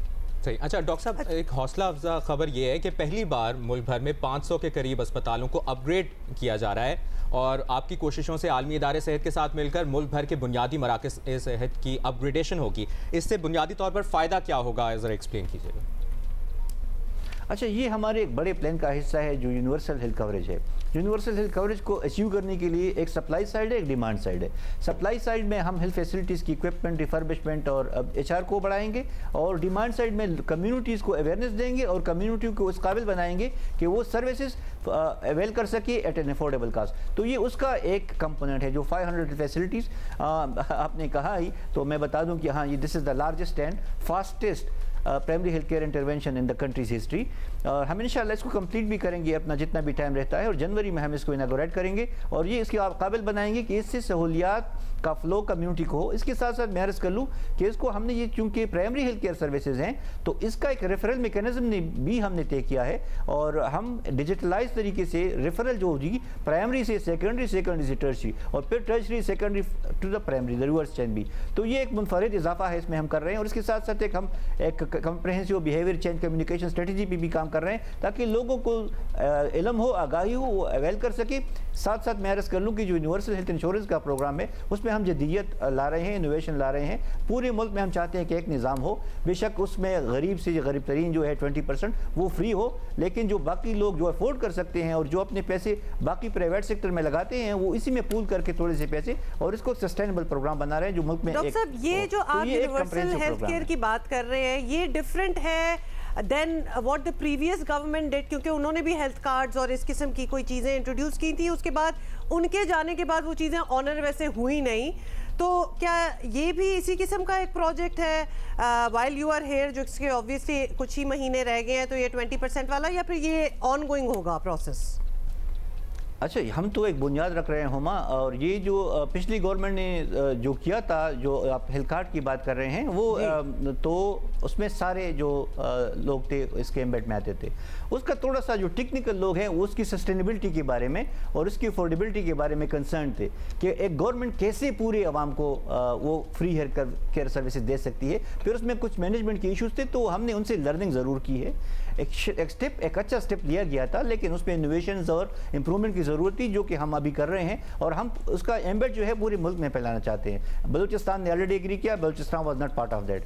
अच्छा, पंजाब का भी एक निज़ाम है, उन्होंने अपना एक जदीयत लाई हैं, इनोवेशन लाए हैं, लेकिन हम इसको एक करना चाहते हैं। अच्छा, सिंध भी पहले इस प्रोग्राम का हिस्सा नहीं था, लेकिन अभी वो विल बन रही है उसकी गवर्नमेंट की, और हम उसके साथ निगोसिएशन में है ताकि एक यूनिफॉर्म जो हम जो बात कर रहे हैं वो एक यूनिफॉर्म सर्विसेज पैकेज की बात कर रहे हैं जो पूरे मुल्क में हो। तो हम इसकी बुनियाद डाल देंगे जब, चूंकि जो सारे प्रोविंसेस हैं वो हमारे साथ अच्छी कोऑर्डिनेशन में हैं, तो हम उसको एक यूनिफॉर्म वन मैन ऑपरेशन के तहत चलाएंगे। फिर जो गवर्नमेंट आ जाएगी इंशाल्लाह वो उसको ऑन करेगी। बस बड़े अस्पतालों पर मरीजों का बोझ भी कम। डॉक्टर साहब, और हमारी दुआ तो यही होती है कि अच्छे जो ऐसे इकदाम होते हैं वो कैरी फॉरवर्ड हो। हमेशा हमें लगता है कि बहुत अच्छी चीज़ें आती हैं, कुछ देर के लिए लोग उससे फ़ायदा भी उठाते हैं, but somehow they don't materialise for the long run. But thank you so much for being with us. अच्छे आपके आइडियाज़ हैं, और ख़ासतौर पे ये 500 अस्पतालों की जो अपग्रेडेशन है मच नीडेड एज वेल। बहुत शुक्रिया। प्रोग्राम के आगाज़ में हमने कोलकाता का सफ़र करवाया। हाँ, हमारे जो साथी हैं ना वो सारे कहीं ना कहीं फिर रहे हैं आजकल। ऑफ कोर्स हम तो इधर ही हैं, लेकिन आपको पता है कि Abdullah Sultan himself is in the US these days. बहुत से लोग पूछते भी रहते हैं कि भाई वो एक हफ्ता हो गया किधर गए, अभी 1-2 और हफ्ते चलेंगे, वो उधर ही हैं। तो इन्जॉय कर रहे हैं और सैर कर भी रहे हैं और हमें करा भी रहे हैं। तो इस वक्त जी वो है ओरेगॉन में, पोर्टलैंड में, और क्या खूबसूरत नज़ारे हैं, क्या आबशारें हैं। आपको पता है कि नॉर्दर्न रीजन्स वगैरह में जब इसी तरह फॉल ऑटम ऐसा महीना होता है तो ये रंग दरख्तों के बदल जाते हैं एंड इट लुक्स ब्यूटीफुल। तो ठीक है जी, हमारे पास भी खूबसूरती है, एक्सेप्ट हम इधर बैठे हुए हैं, हम देख नहीं सकते, लेकिन Abdullah is enjoying himself. So now you know where he is, और that's what he is doing. और पिछले घंटे में भी हमने काफ़ी तफसीली बात की। अभी कुछ दिन रहते हैं, हमारा जो नेक्स्ट मैच है विद इंग्लैंड, तो हमने कहा कुछ और प्रेसिंग इश्यूज थे, बहुत सवाल थे। पहले तक जो इस्तीफे आ रहे थे, चैट हो रही थी, सेंट्रल कॉन्ट्रैक्ट के मामले थे, तो बहुत ज़्यादा चीज़ें इकट्ठी हो गई थी। तो हमने सोचा कि PCB की director media and communication Alia Rashid साहिबा से हम बात कर लें। आलिया रशीद, कैसी हैं आप? वेलकम टू आवर शो, और कांग्रेचुलेशंस। बड़ी एक रिस्पॉन्सिबिलिटी की पोस्ट है, लेकिन बड़ी अनफॉरगिविंग पोस्ट भी है, क्योंकि आपसे बहुत ज़्यादा सवाल भी हैं। बहुत लोग Pakistani who are so invested in cricket, they want to know a lot of things, starting off with हमारी टीम इंडिया गई है और कुछ लोगों को शुरू में बड़ा एतराज़ था कि पाकिस्तानी टीम को किस तरह आई गेस ट्रीट किया जा रहा है। वीज़ा हमारी कॉरेस्पॉन्डेंट्स को नहीं मिले, टूरिस्ट को तो वीज़े मिले ही नहीं। और उससे पहले अगर जोड़ा जाता एशिया कप में कितना इन्फ्लुएंस करके पाकिस्तान से ऑलमोस्ट होस्टिंग ले ली गई और ज़्यादातर जो टूर्नामेंट है वो श्रीलंका में हुआ। हम लोगों को लगता है कि हमने बड़ी जल्दी से गिव इन कर दिया कि जी जो इंडिया को चाहिए था, और हम इंडिया भी पहुंच गए हमारी टीम, वेरेज उस तरह ट्रीटमेंट नहीं हुई जितनी होनी चाहिए थी। आलिया जी, थैंक यू सो मच। एक तो वेलकम करने का शुक्रिया। और देखें, जिम्मेदारी के साथ जाहिर है प्रेशर तो होता है, लेकिन अच्छा बैट्समैन तो वही है ना जो हर तरह की बॉल को फेस कर सके। तो मैं तो क्रिकेट की आदमी हूँ, आपको पता है हमेशा से। देखें, सिचुएशन ये है कि जैसे आपने एशिया कप का जिक्र किया, एशिया कप जो है वो जो हाइब्रिड सिस्टम के तहत खेला गया वो नजम सेठी साहब के दौर में ही हुआ था। आप रिकॉर्ड उठा के देख लीजिए। उसके बाद उसके दरमियान में ही एक ये चेयरमैन जो है वो तब्दील हुए, चेयरमैन मैनेजमेंट कमेटी, और ज़का अशरफ साहब आए। ज़का अशरफ साहब का मसला ये है कि एक्चुअली वो शोमैन नहीं है और ना ही वो सहाफ़ी हैं कि उन्हें थोड़ा पीआर पे तवज्जो दें या कि वो सिर्फ काम करते हैं और खामोशी से काम करते हैं। और बहुत सारी चीज़ें हैं जो मैं समझती हूँ कि आनी चाहिए मीडिया पे। वो बहुत सारे परसेप्शन गलत हैं, मिसकंसेप्शंस हैं, बहुत सारी चीज़ें, उनको क्लैरिटी देना बहुत ज़रूरी है। ख़ास तौर पे इतना वाइब्रेंट मीडिया है हमारा कि आप हर बंदे तक इंडिविजुअली नहीं पहुंच सकते। तो आपके ज़रिए, डेफिनेटली जियो के ज़रिए हम अपनी बातें ज़रूर पहुंचाएंगे। वीज़े का आपने पहला इशू उठाया है, आप यकीन करेंगे कि मेरा पासपोर्ट भी अभी उनके पास पड़ा है, मुझे आज तक वीज़ा नहीं मिला। तो इसमें ना पाकिस्तान क्रिकेट बोर्ड का कोई प्रॉब्लम था, ना इवन आईसीसी जो है वो कुछ कर सकता था, क्योंकि ये एंटायरली इंडियन गवर्नमेंट के हाथ में था। उनकी इंटीरियर मिनिस्ट्री, उनकी तरफ से क्लियरेंस आ रही थी, वो इतने ज़्यादा यानी कॉन्शियस थे, या यूँ कह लीजिए कि अनवेलकमिंग थे, कि उन्होंने, आपको पता है ज़ैनब हमारी इतनी ज़बरदस्त जो एंकर हैं, उनको भी, प्रेजेंटर हैं, उनको भी वापस भेज दिया। तो उसके बाद से जो 7-8 जर्नलिस्ट गए ना, वो पहले जो अप्रूवल आई उस खेप में निकल गए, जिसमें हमारे जियो के भी जर्नलिस्ट शामिल हैं। अच्छा Alia, that is the thing, sorry I am cutting you of, लेकिन एक यही तो हम बात कर रहे हैं कि पीसीबी का कोई क्या इन्फ्लुएंस नहीं था कि ज़रा ज़्यादा प्रेशर डाले। भाई आप लोगों की इंसिस्टेंस पे हमने होस्टिंग जो है वो ऑलमोस्ट टू द फैक्ट कि ज़्यादातर मैचेस हमने एशिया कप के वहाँ कराए क्योंकि India refuse to come to Pakistan. Whereas हम, ये मैं एक आवाम की आवाज़ आपके सामने आलिया रख रही हूँ कि हम कैसे मानते चले गए, और फिर लिटरली हमारे रिपोर्टर्स, हमारे tourist, people who wanted to cross over to India and watch the matches, आपने बिल्कुल ही शट कर दिया, वो डोर ही बंद कर दिया आपने। मैं यही आपसे अर्ज कर रही हूँ ना कि इस चीज को समझने की जरूरत है। देखिए, एशिया कप में अगर ये हमारे साथ हुआ तो उसकी वजह सियासी है। इंडियन गवर्नमेंट अगर पाकिस्तान के साथ क्रिकेट नहीं खेलना चाहती तो वो ऐसी चीज नहीं है जिस पे आपका या मेरा कोई जोर चलेगा, वो इंडियन पॉलिसीज का हिस्सा है। ठीक है, अब अनफॉर्चुनेटली या फॉर्चुनेटली आईसीसी जो है वो टूर्नामेंट ऐसा है जिसको आप अवॉइड नहीं कर सकते, ना इंडिया कर सकता है। तो हमें जाना तो था, हमें खेलना तो था। ऑब्वियसली हम आईसीसी की एक प्रोफेशनल टीम है, क्रिकेट बोर्ड है, एक बहुत अहम हमारा किरदार है। लेकिन हुमा, इसमें समझने की बात यह है कि मैं दोबारा रिपीट कर रही हूँ कि इंडियन गवर्नमेंट ही अगर वीजे नहीं दे रही तो इवन आईसीसी कुछ नहीं कर सका। हमारे आईसीसी के जो पाकिस्तानी जो लोग वहाँ काम कर रहे हैं आईसीसी में, वो भी दुबई में बैठे हैं, उनको भी वीजा नहीं दिया गया। तो हमें काफी ज्यादा मतलब जाहिर है हमें इसका एहसास था कि जर्नलिस्ट, इंक्लूडिंग माई सेल्फ, आपको पता है कि मैं खुद कितनी शौकीन हूँ क्रिकेट कवर करने की और जाने की, लेकिन मैं नहीं जा सकी। तो अगर डायरेक्टर मीडिया को उन्होंने वीजा नहीं दिया तो फिर बाकी लोगों को, उससे आप अंदाजा ये लगा लीजिए कि वो उनकी पॉलिसीज कितनी सख्त थी और वो किसी तरह भी इसके ऊपर आने को तैयार नहीं थे। तो हम अनफॉर्चुनेटली ये ऐसी चीज है जिसमें मेरा ख्याल है कि पाकिस्तान क्रिकेट बोर्ड फ्यूचर में जरूर आईसीसी के सामने इस चीज को टेकअप करेगा कि ऐसा आइंदा ना हो। अच्छा आलिया जी, एक और अहम मामला, पाकिस्तान की टीम इस वक्त बहुत अच्छा खेल रही है, लेकिन वर्ल्ड कप के इब्तदाई मैचेस में जब परफॉर्मेंस बहुत ख़राब थी, ये मौका था जहां टीम को पूरी सपोर्ट की ज़रूरत थी। लेकिन जो हमने देखा कि पीसीबी की 1-2 प्रेस रिलीज, चेयरमैन का इंटरव्यू, टीम सिलेक्शन की जिम्मेदारी से ही हाथ झाड़ लेने और फिर बाबर आजम की चैट लीक कर देना, क्या ये सब ठीक था? ऐसा करना चाहिए था? जी देखिए, अगर आप उस मेल को उठा के देखें ना मुबश्शिर, मैं आपको चैलेंज कर रही हूँ, आप उस मेल को उठाएं और उसको दोबारा पढ़िएगा अब इस इंटरव्यू के बाद, अगर अभी आपके पास नहीं है उसको पढ़ें। उसमें उन्होंने सपोर्ट किया है, उसमें ये बताने की कोशिश की है। बाय द वे आपको पाकिस्तानी कल्चर का पता है, टीम हारना शुरू हुई, हर तरफ से चेयरमैन के ऊपर ये प्रेशर आना शुरू हो गया, जी इसको बदल दो, उसका ऐलान कर दो, बाबर कप्तान नहीं रहेगा, फला ये नहीं होगा। यानी कि इतने प्रेशर्स आना शुरू हुए कि उसके सपोर्ट में उन्होंने ये कहा कि ये टीम जो है हम इसमें कोई तब्दीली नहीं करेंगे और इसकी जो जिम्मेदारी नहीं दी, उन्होंने कहा कि हमने फ्री हैंड दिया है, हमने फ्री हैंड दिया है कप्तान को भी, कोच को भी, जो भी हैं, जो टीम जैसे थी। और ये रियलिटी है, मैं आपको बताऊं बशीर, ये रियलिटी है कि सारी चीजें आपको पता है, मिकी आर्थर का इंतखाब हो या हमारी सिलेक्शन हो, ये सारा कुछ तो पहले हो चुका था, मगर उसके बावजूद यहाँ पे ये अगेन एक बात मैं कहती हूँ कि आप चाहें तो किसी को इस तरह ले लें कि आटा गूंदी हिल्दी क्यों है, यानी अगर आप क्रिटिसिज्म करना चाहें तो आप कोई भी एंगल निकाल सकते हैं, ये बड़ा आसान है। लेकिन अगर आप उसमें देखें तो उसमें वही कहना चाह रहे हैं कि हमने फ्री हैंड दिया, और ये फैक्ट है कि बाबर आजम को मुकम्मल फ्री हैंड मिला है, अपनी मर्जी से वो टीम लेके गए। बात ये कि इसका ये मतलब नहीं है कि बोर्ड अपनी जिम्मेदारियों से पीछे हट रहा है, बोर्ड ये बता रहा है कि हम पीछे खड़े हैं, हम आपको सपोर्ट कर रहे हैं, आपकी मर्जी से टीम सिलेक्ट हुई है, इसमें कतई कोई ऐसी बात नहीं है। अभी 10 लाख रुपए फखर को जो है फौरी तौर पे दिए गए हैं इनाम के तौर पे, बाबर से उनकी बात भी हुई है। और दूसरी जो ट्वीट की बात आपने की थी जो बाबर आजम की रिलीज हुई, देखिए ये हर चैनल की भी जिम्मेदारी है कि वो किस तरह चीजों को डालता है, लेता है। हर चीज सोशल मीडिया पर रेटिंग के लिए तो 10 बड़ी नामुनासिब चीजें भी चलती हैं, क्या सारी चीजें हम दिखा सकते हैं टेलीविजन पे? हम नहीं दिखा सकते। तो इसी तरह ये रिस्पॉन्सिबिलिटी लेनी चाहिए थी उस चैनल को, और ली भी उन्होंने। मुझे खुशी है कि उनके जो एंकर और जर्नलिस्ट थे उन्होंने टेलीविजन पे ऑन एयर माजरत भी की, तो ये अच्छी बात है, मगर ऐसी चीज नहीं होनी चाहिए थी जिससे कि प्लेयर्स को परेशानी हो। और अनफॉर्चुनेटली चीजें वर्ल्ड कप के दौरान जब हो रही होती हैं तो वो खामखा बहुत ज्यादा मल्टीप्लाई होकर बहुत बड़ी बन जाती हैं, आम हालात में शायद हाईलाइट भी हो जाती हैं आलिया, और उनकी फिर ऑब्वियसली पब्लिक इतनी इन्वेस्टेड है इन क्रिकेट और इमोशनल है अबाउट क्रिकेट के फिर वो दे डिमांड आंसर्स कि हो क्या रहा है। जैसे कि एक और सवाल जो हम आपके सामने रखते हैं, while the world cup is going on, chief selector का रिजाइन कर देना, तो ये भी जरा एक्सप्लेन प्लीज आप हमें कर दें कि किस बिना पे उन्होंने रिजाइन किया।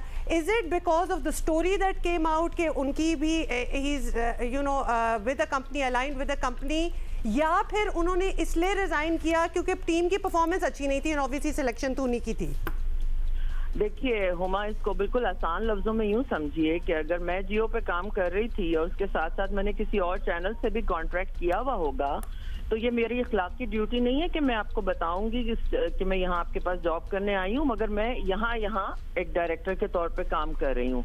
तो यहाँ पे जिम्मेदारी डेफिनेटली मैं समझती हूँ इंजमामुल हक साहब की थी कि अगर ऐसी कोई चीज थी उनको बताना चाहिए था। देखिए इशू एक ये है कि सीधी सी बात ये है कि वर्ल्ड कप पे किसी क्रिकेट बोर्ड को शौक नहीं होता कि वो अपने ऊपर कॉन्ट्रोवर्सीज ले, मेक श्योर किसी का दिल नहीं चाहता कि वो हर वक्त उसको रिडिक्यूल किया जाए टेलीविजन पे बैठ के और अखबारों में लिखा जाए। पॉइंट ये है कि ये मीडिया की एक स्टोरी थी, मीडिया ने उठाई है, इसका क्रेडिट भी मीडिया को दीजिए कि उन्होंने स्टोरी निकाली और उसमें उन्होंने फैक्ट्स एंड फिगर्स दिए, जिसमें याजू कंपनी जो है वो इंग्लैंड में रजिस्टर्ड है, जिसमें मोहम्मद रिजवान भी पार्टनर हैं, इंजमामुल हक के और तलहा जिनका साया कंपनी है जो कि एजेंट है पाकिस्तान क्रिकेट बोर्ड के साथ, और उनके पास हमारे कम से कम कोई 30-32 प्लेयर्स उनके साथ रजिस्टर्ड हैं, इंटरनेशनल और हमारे डोमेस्टिक। लेकिन आलिया जी, इंजमाम तो कह रहे हैं कि ये सिर्फ इल्ज़ाम है, ऐसा कोई ताल्लुक नहीं है उनका, और ये किस तरह से जस्टिफाई वो कर गए कि इस्तीफ़ा दे दिया? अगर इल्ज़ाम था और ड्यूरिंग वर्ल्ड कप था तो उनको चाहिए था कि उसको फेस करते या केस करते जिसने उन पर इल्ज़ाम लगाया। देखिए आप मेरे सवाल का खुद ही तो जवाब दे रहे हैं, मुझे बताएं इंजी ने रिजाइन क्यों किया? अगर पाकिस्तान क्रिकेट बोर्ड ने कहा कि अच्छा है ये एक इशू आया है, अब इशू ऐसा था, अब आप इस सेंसिटिविटी को समझ सकते हैं। देखिए अगर हम इस पर रिस्पॉन्ड नहीं करते तो आप ही लोग कहते हैं कि जी देखिए इतनी बड़ी खबर चल रही है, चीफ सिलेक्टर को रखा हुआ है, सिफारिशें हैं, दोस्तियां यारियां, हमारे यहाँ ऐसी बातें होती है ना। तो पॉइंट ये है कि पाकिस्तान क्रिकेट बोर्ड ने प्रोफेशनली फौरी तौर पर एक्शन लिया। फौरी तौर पे एक्शन क्या लिया, उन्होंने उनको नहीं हटाया, उन्होंने एक फैक्ट फाइंडिंग कमेटी बनाई जो कि अभी भी काम कर रही है, रोज उसकी मीटिंग्स चल रही हैं और उसके अंदर लीगल डिपार्टमेंट शामिल है, उसके अंदर बहुत सारे दीगर डिपार्टमेंट्स हैं जो इन चीजों को देख रहे हैं, जो कि बहुत जरूरी है उसको चेक करना कि कंफ्लिक्ट ऑफ इंटरेस्ट जो आ रहा है उसको कहाँ तक हम रोक सकते हैं, कहाँ तक ये नामुनासिब बात है कि इंजी को, जबकि उनका एक प्लेयर और प्लेयर्स का एजेंट और उनका एजेंट अगर एक है तो ये कंफ्लिक्ट ऑफ इंटरेस्ट तो है डेफिनेटली।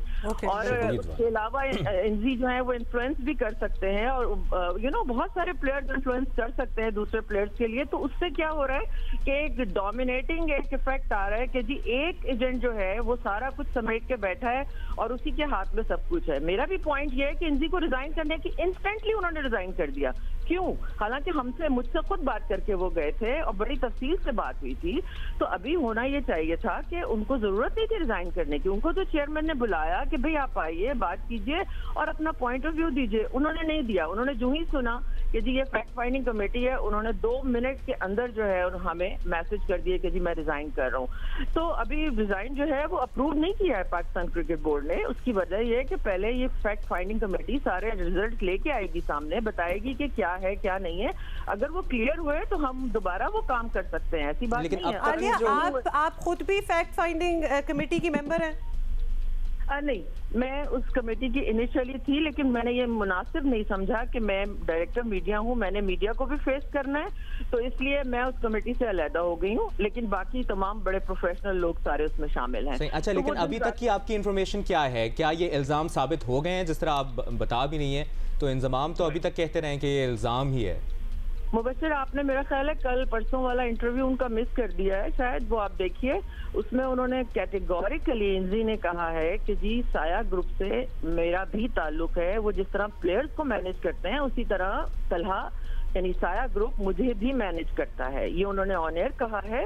और दूसरी बात ये है कि ये जो याजू कंपनी है इसके तो फैक्ट्स एंड फिगर्स सामने हैं सबके, जो बाकी पोशीदा चीजें हैं उनको निकालने की कोशिश हो रही है, उन पे काम हो रहा है, इंजी को बुलाया भी जाएगा, उनको चार्जशीट भी की जाएगी। हैरानकुन बात है कि इंजमाम को पता होना चाहिए था कि वो चीफ सेलेक्टर भी हैं, साथ में ऐसी कंपनी में हमें इसकी भी टेंशन होनी चाहिए आलिया के रिजवान हमारे स्टार प्लेयर जो इस वक्त इंडिया में खेल रहे हैं, he is also a shareholder, is that right? जी जी बिल्कुल, वो आप अभी देख लीजिए, अभी आप गूगल करके देख लीजिए, वो याजू में तलहा, मोहम्मद रिजवान और इंजमामुल हक, और इंजमामुल हक के वो भाई जो अनफॉर्चुनेटली जिनकी डेथ हो गई है, ये 4 पार्टनर्स हैं उसमें, और ये गूगल पे है, आप अभी खोल के देख लीजिए याजू का, आपको समझ आ जाएगी। और तो ये कब से कनेक्टेड थे इस कंपनी के साथ? जी सॉरी, मैं सवाल ये कब से कनेक्टेड थे इस कंपनी के साथ? ये तो चीफ सेलेक्टर ये अभी 2-3 साल पहले बनी है, ये पहले दिन से हैं, तो ये साथ हैं जी। और आलिया ये भी जल्दी से बता दें कि ये फैसला कब तक तो आ जाएगा ये फैक्ट फाइंडिंग कमेटी का, and in the mean time replacement, it's a big post, मतलब सिलेक्शन कमेटी को हेड करना वो अब अगर खाली पड़ी हुई है, वेकेंट पड़ी हुई है, तो what names are you considering? 1-2 नाम हमारे सामने है, तौसीफ अहमद साहब का भी एक नाम है, तो क्या फैसला क्या हुआ है? क्योंकि आप तो ये कह रही हैं कि अभी इस्तीफा मंजूर नहीं हुआ एज चीफ सेलेक्टर इंजमाम का। जी बिल्कुल ऐसा ही है कि चूंकि कमेटी का कोई हम अभी टाइम इसलिए नहीं दे रहे कि पहले मेरा ख्याल था कि शायद ये बहुत जल्दी इसको हम कर लेंगे, लेकिन जब पता चला कि इसमें ऑडिट की टीम भी है, फाइनेंस की टीम भी है, लीगल की टीम भी है, तो ये काम थोड़े लंबे हैं, तो इसमें कोई वक्त नहीं दिया जा सकता, क्योंकि आगे हमारा ऑस्ट्रेलिया के साथ सीरीज है पाकिस्तान की, और उसके लिए उससे पहले टीम अनाउंस होनी है, फिर कैंप लगना है, तो उसकी वजह से गालिबन जो हमारी ऑलरेडी एग्जिस्ट करती है सिलेक्शन कमेटी, जिसमें तौसीफ अहमद भी शामिल हैं, तो इनमें से किसी एक को ये जिम्मेदारी फॉर द टाइम बिंग दे दी जाएगी, तावक्ते के कमेटी अपना फैसला ना सुना दे। उसके बाद फिर देखा जाएगा कि क्या इंजी जो है उनको दोबारा रखा जाएगा या किसी हम नए चीफ सिलेक्टर की तरफ जाएंगे। Aliya, I don't know how to put this question, लेकिन आई स्टिल आस्क यू कि क्या ये जो कंपनी जिसकी हम बात कर रहे हैं, there was some pressure, influence, whatever you want to call it, कि जो इस कंपनी के साथ एसोसिएटेड हैं प्लेयर्स, वही टीम सिलेक्शन में भी वही टीम होगी, प्लेयर्स पर प्रेशर डेवलप करते थे? देखिए यहाँ पे डिपेंड करता है, यही तो सारा खेल है जहाँ से गड़बड़ हुई है। वो ये है कि अगर चीफ सिलेक्टर भी को भी वही मैनेज कर रहे हैं, वही एजेंट मैनेज कर रहे हैं और प्लेयर्स को भी कर रहे हैं, तो आप खुद समझ सकते हैं। मैं ऑनेस्टली इंजी की बिल्कुल इंटेग्रिटी पे कोई शक नहीं कर रही। Inzi is a great player, great man, लेकिन देखिए कुछ चीजें ऐसी हैं जिसमें जिम्मेदारी पाकिस्तान क्रिकेट बोर्ड की है कि वो इन चीजों के ऊपर नजर रखें, इन चीजों को देखें। हम इसी के ऊपर काम करने की कोशिश कर रहे हैं कि आइंदा ये गलती ना हो, क्योंकि वो इन्फ्लुएंस जो है वो डायरेक्ट या इनडायरेक्ट आपकी सिलेक्शन पे आ सकता है। बिल्कुल, एक दो महीने की बात नहीं है, ये 2-3 साल का मामला है। इसीलिए आलिया जरा सवाल ये भी उठता है ना कि जब पीसीबी जब हायर करती है, अपॉइंट करती है, लेट्स सपोज इन पोस्ट्स पे, तो पीसीबी को खुद को भी थोड़ा सा इन्वेस्टिगेट करना चाहिए, या फिर they just wait for the persons themselves to come out and say जी ये चीज़ों के साथ हम एसोसिएटेड हैं। असल में बात ये हुआ कि अगर कोई बहुत ओपन चीजें हो ना तो आप चेक कर लेते हैं कि भाई इनका ये कैरेक्टर है, पीछे इन्होंने ये किया हुआ है। लेकिन किसी आदमी की कोई खुफिया कंपनीज हो या कोई ऐसी प्लानिंग हो जिनका दूसरे को नहीं पता, तो आपको नहीं पता चल सकता। ऑब्वियसली आपके एचआर वाले बुलाते हैं, इंटरव्यू करते हैं, थोड़ी सी चीजों को देखते हैं, और बाय द वे लिखवाया भी जाता है कि आपका कोई कन्फ्लिक्ट ऑफ इंटरेस्ट नहीं है, आप कहीं और जॉब तो नहीं कर रहे अगर आप यहाँ कर रहे हैं। जो मुनासिब तरीका होता है वो पूरी तरह पीसीबी में भी इम्प्लीमेंट किया जाता है। मगर मेरा ख्याल है कि थोड़ा सा इस्लाम में भी ये कहा गया है कि आप कोई चीज पोशीदा ना रखें मामला करते हुए, तो ये जरूरी है कि जो आदमी आए उसको भी चाहिए, इखलाकी जिम्मेदारी उनकी है, लीगली शायद ना हो। बिल्कुल। अच्छा, अब ये तो हो गया कि उन्होंने खुद ही एडमिट कर लिया जिस तरह के 2-3 दिन पहले इंटरव्यू में कि he is a part of that company. Now what next? मतलब पीसीबी ने क्या ऑप्शन, क्या कोई पेनलाइज करेंगे उनको, या फिर इसको आगे बात को कैसे लेके चलना है? एंड ऑल्सो दोज प्लेयर्स जैसे फॉर इंस्टेंस रिजवान है who is a share holder, तो किस तरह इनको डील करना है? देखिए, इंजी की तो आपने बड़ी तफसील से बात हो गई ना कि अब जाहिर है जब फैक्ट फाइंडिंग कमेटी जो है वो बता देगी, जब उनकी रिपोर्ट आ जाएगी तो उसकी रोशनी में फैसला किया जाएगा। ठीक है, मीनवाइल क्योंकि क्रिकेट चल रही है तो हम जो है मेक शिफ्ट अरेंजमेंट कर लेंगे, किसी एक को बना लेंगे।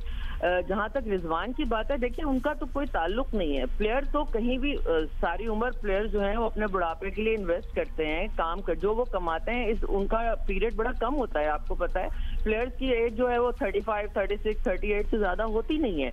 तो वो सारे पैसे जो वो कमाते हैं वो अपने आगे की जिंदगी के लिए मुख्तलिफ जगहों पे, कोई प्रॉपर्टी में इन्वेस्ट करता है, कोई बिजनेसेस में करता है, तो ये उनका तो कोई कसूर नहीं है। वो किसी तरह भी उन पे सवाल नहीं आ सकता।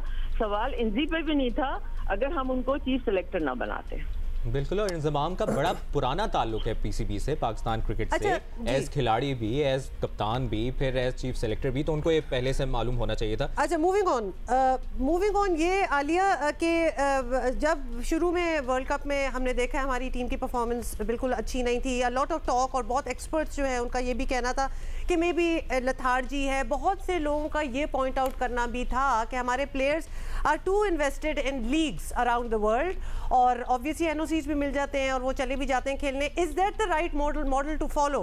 क्योंकि जब नेशनल ड्यूटी की बात होती है तो फटीग, इंजरी, ये सारी चीज़ें जो हैं ये कम इनटू प्ले हो जाती हैं। तो क्या उनको इस तरह लीग्स में इजाज़त होनी भी चाहिए कि नहीं होनी चाहिए, और या फिर मिनिमम 2 लीग्स कर दे, they can actually join any league they want?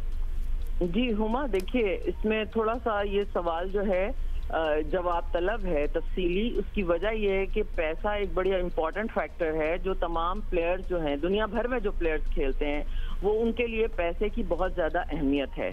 अच्छा, अब हमारा इशू क्या है कि हमारा जो सेंट्रल कॉन्ट्रैक्ट है उसके तहत पीएसएल के अलावा हमारे प्लेयर्स सिर्फ 2 लीग्स में कर सकते हैं। ये ज़का अशरफ साहब ने करवाया है इस चीज पे, क्योंकि आप देखिए नसीम शाह हमारे पीएसएल से हट के एकदम हट हुए, एलपीएल से जी 2 लीग पीएसएल के अलावा। तो नसीम शाह हमारे, आपने नोट किया कि हमें उनका कितना लॉस हुआ कि नई बॉल का बॉलर हमारे पास दूसरा नहीं रहा शाहीन के अलावा।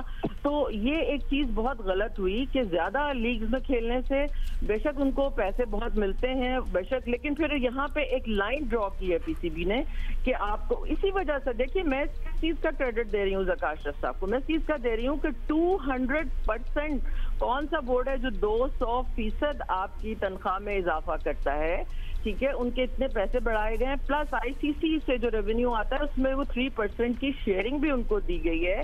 उसके अलावा मतलब हर तरह से वो फैसिलिटेट कर रहे हैं। लेकिन आलिया जी, अभी भी जो खबरें आई हैं कुछ दिन पहले सेंट्रल कॉन्ट्रैक्ट से मुतालिक, तो यही कहा गया कि बी कैटेगरी वाले कहते हैं कि हमारे पैसे कम हैं, सी वाले कहते हैं हमारे पैसे कम हैं, हालांकि ए कैटेगरी के 60 लाख है, बी कैटेगरी के 40 लाख है, तो ऐसा भी है मामला? देखिए, ऐसा होता है यकीनी तौर पे, कुछ प्लेयर्स जो हैं उसमें होंगे अनकंफर्टेबल। मेरे पास कोई मुसद्दका इस पर इतला नहीं है। टीम वर्ल्ड कप खेल रही है, हमें इस मौके पे ऐसी बात मेरा ख्याल है करनी नहीं चाहिए। जरा 11 का मैच गुजरने दें, फिर उसके बाद दोबारा बैठ के आपके साथ बात चलिए फिर बात कर लेते हैं वो जो लीग्स की, इससे पहले हम बात कर रहे थे, ये वाला सेंसिटिव टॉपिक है, we will talk about that later some other time. लेकिन लीग्स की जहां बात हो रही है, देयर इज अनदर क्रिटिसिज्म जो कही जा रही है कि पीएसएल के अलावा फिर चूंकि द टीम्स और the players are so invested in other leagues के वो डोमेस्टिक नहीं खेलते, तो ये भी एक एतराज है। हाँ बिल्कुल ऐसा है। टाइम देखिए हुमा, अब जो क्रिकेट है ना वो 24 घंटे की क्रिकेट है, यानी कि अब 24 घंटे नहीं 24 साल की क्रिकेट है, मुसलसल क्रिकेट चल रही होती है। मैं आपको बताऊं कि मुझे भी आए हुए 1 महीना हुआ है, ठीक है, और क्रिकेट का हालम ये है कि कायदे आजम ट्रॉफी अभी आपके सामने खत्म हुई है, डोमेस्टिक पाकिस्तान कप शुरू हो गया, इसके बाद नेशनल T20 है, उसके बाद हमारी विमेन टीम बांग्लादेश में खेल रही है, अंडर 19 श्रीलंका के साथ कराची में अभी सीरीज खत्म हुई है, और हमारी पाकिस्तान की तारीख में पहली दफा T20 खवातीन की ट्रायंगुलर सीरीज हो रही है, थाईलैंड और वेस्ट इंडीज आई हुई है। मतलब सर खुजाने की फुर्सत नहीं है, इतनी क्रिकेट हो रही है, और इसी तरह दुनिया भर में हो रही है लीग्स की वजह से भी। और जो क्रिकेट हम पहले कवर करते थे आज से 25 साल पहले, उसमें बहुत कम एक सीजन होता था जो ऑफ हो जाता था और 6 महीने क्रिकेट हुआ करती थी। अब वो सिनेरियो बदल गया है, तो ऑब्वियसली ये सारी चीजें जो है ना, इसकी वजह से बहुत फर्क पड़ता है। जब आप इंटरनेशनल खेल रहे होंगे या लीग खेल रहे होंगे तो आप डोमेस्टिक नहीं खेल सकेंगे।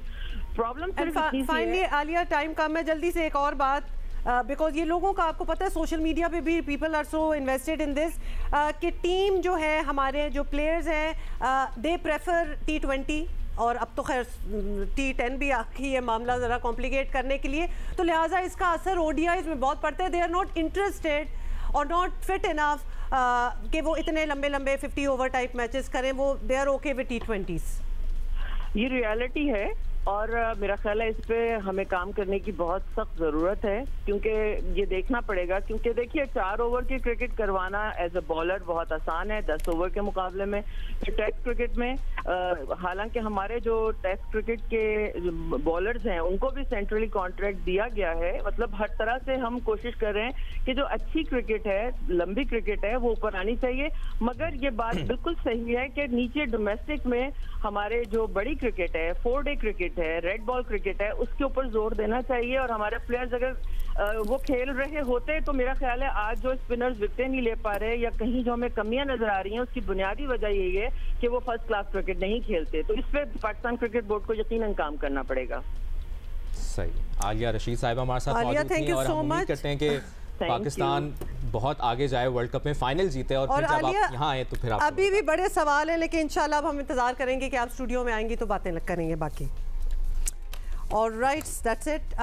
बहुत से सवाल आप लोग जो हमें भेजते रहते हैं ओवर द जब से टूर्नामेंट स्टार्ट हुआ है वर्ल्ड कप का, तो हमने वो भी जवाब लेने की कोशिश की। If you have any more please write to us, और ऑफ कोर्स हम जवाब ज़रूर लेंगे। आप अच्छा जी, क्रिकेट की काफ़ी एक्सटेंसिव हमने बात कर ली और आपके और सवाल भी आगे तो पूछ लेंगे, अभी टाइम है काफ़ी। But in the mean time we are doing rather well in football as well.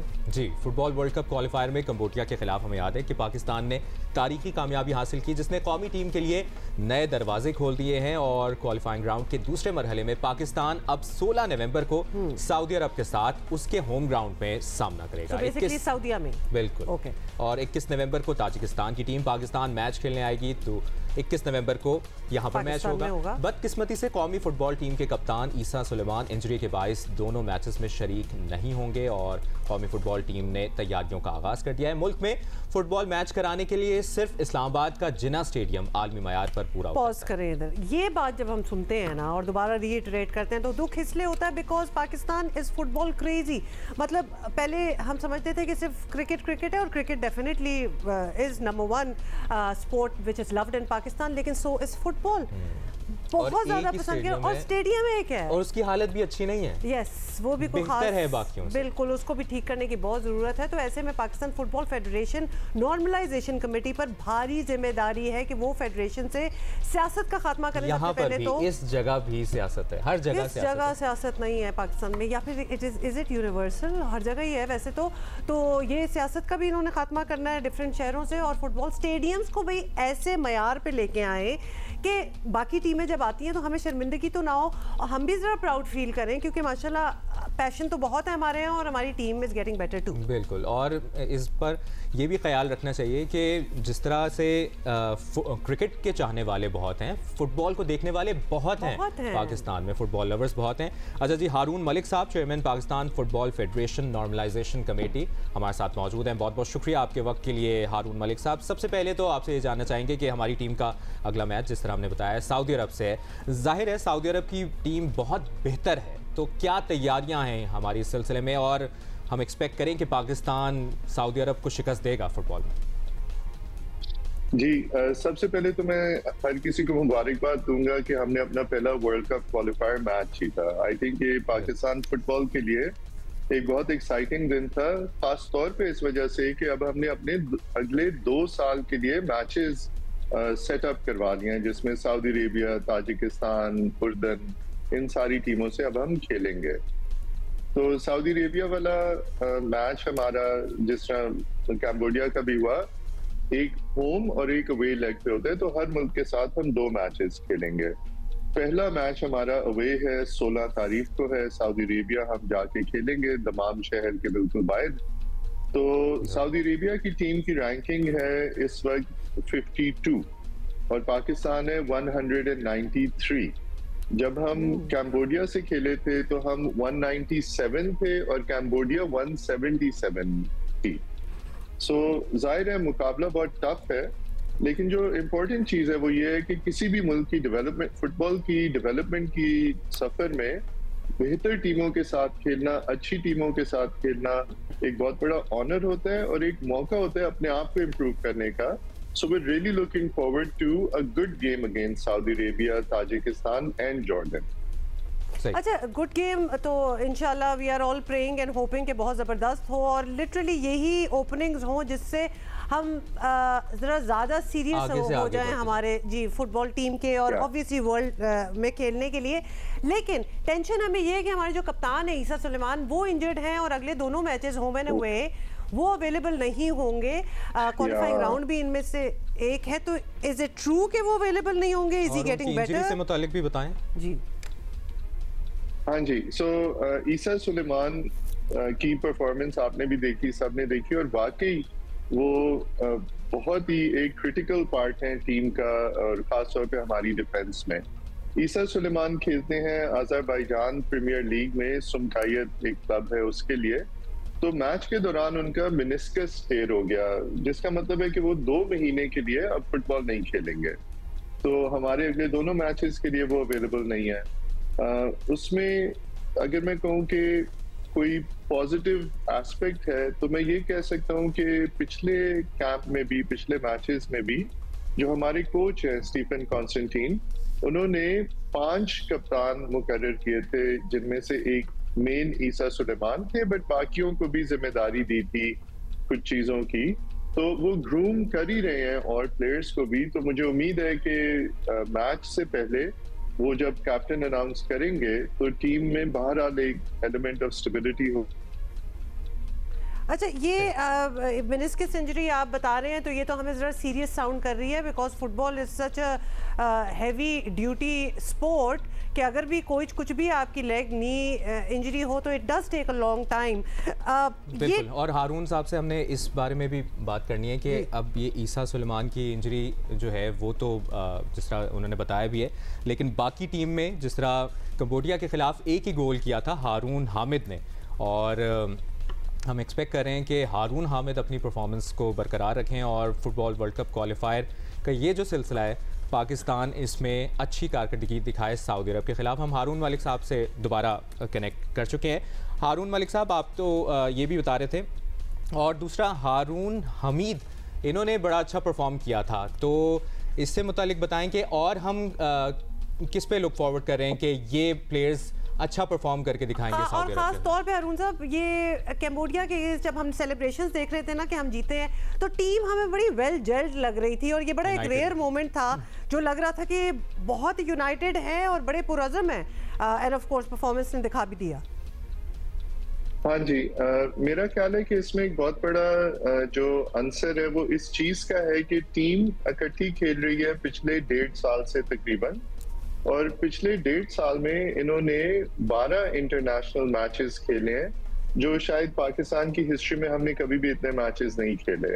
ये मैच खेलना इन एंड ऑफ इटसेल्फ भी इम्पोर्टेंट है, लेकिन सबसे ज्यादा इसका जो फायदा होता है वो प्लेयर्स का कॉन्फिडेंस होना और आपस में कोऑर्डिनेशन होना है, जिसको फिर हम देखते हैं टीम डायनामिक्स में कि टीम जेल हुई हुई और टीम अच्छी तरह खेल रही है।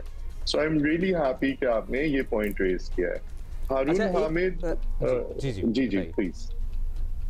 मैं कहने लगा था हारून हामिद जो है 19 साल के हैं और उनका पिच पे कॉन्फिडेंस देखना, उनकी स्पोर्टिंग एबिलिटी देखना, ये वाकई एक बहुत ही खूबसूरत गोल था और मतलब दिस वाज हिस्ट्री मेकिंग। सही। अच्छा, कोचिंग से रिलेटेड भी मैं जानना चाहूँगा क्योंकि अब सऊदी अरब से मैच है। सऊदी अरब की टीम बहुत नीचे है, 52nd नंबर जिस तरह आपने भी बताया उनका फीफा में रैंकिंग में, लेकिन ओवरऑल इंफ्रास्ट्रक्चर पे वहाँ सऊदी अरब में बहुत काम हुआ है। वहाँ पर मोहम्मद बिन सलमान इस पर बहुत मेहनत कर रहे हैं। कोचिंग स्टाफ सऊदी अरब की टीम का बहुत बेहतर है। हमारा कोचिंग स्टाफ अगर आप ज़रा एक्सप्लेन कर सकें कहाँ से हैं कोचेस और किस तरह की कोचिंग हो रही है? वैसे तो हम आपसे हारून साहब बिल्कुल कोई कंपैरिजन नहीं मांगेंगे बिकॉज कहाँ वहाँ की इन्वेस्टमेंट और हमारे यहाँ तो एक ही स्टेडियम है जहाँ खेला जा सकता है और वो भी ना होने के बराबर ही है क्योंकि उसकी फैसिलिटीज आई मीन आपके सामने। अब मैं क्या कहूँ, उनके कोच की खैर मैं नहीं, शायद मुझे नहीं बताना चाहिए, लेकिन अगर मैं कहूँ कि उनकी कोच इंटरनेशनली कोचेस की तनख्वाहें 24 मिलियन, 25 मिलियन, 30 मिलियन डॉलर होती हैं, तो हम उस लीग में नहीं आते। हमारे यहाँ वो इन्वेस्टमेंट नहीं है। लेकिन जो हमारे कोच हैं स्टीफन कॉन्स्टेंटीन, ये पाकिस्तान के लिए एक बहुत बड़ी विक्ट्री है। सो उनके बारे में कहा जाता है कि आउटसाइड ऑफ इंग्लैंड वो बेस्ट इंग्लिश कोच हैं दुनिया में। इनका बहुत वसी एक्सपीरियंस है और मैं समझता हूँ कि इनका एक बहुत बड़ा इम्पैक्ट था पाकिस्तान का जो विनिंग परफॉर्मेंस आई उसमें। So we are very happy with the coaching staff. उनके साथ गोलकीपर कोच भी है, फिटनेस कोच भी है और एक पूरा स्टाफ है जो उनके साथ चलता है। सो आई थिंक ये पाकिस्तान फुटबॉल के लिए एक बहुत खुशाइन मामला है। मैं इंफ्रास्ट्रक्चर पे जरूर बात करना चाहूंगा अगर आप इजाजत दें, जस्ट वेरी क्विकली। मैं अभी कराची पीपल्स स्टेडियम विजिट करके आया क्योंकि मैं समझता हूँ कि पीपल्स स्टेडियम कराची में एक बहुत ही खूबसूरत फैसिलिटी है जहाँ पे हमें जरूर इंटरनेशनल मैचेस लेके आने चाहिए।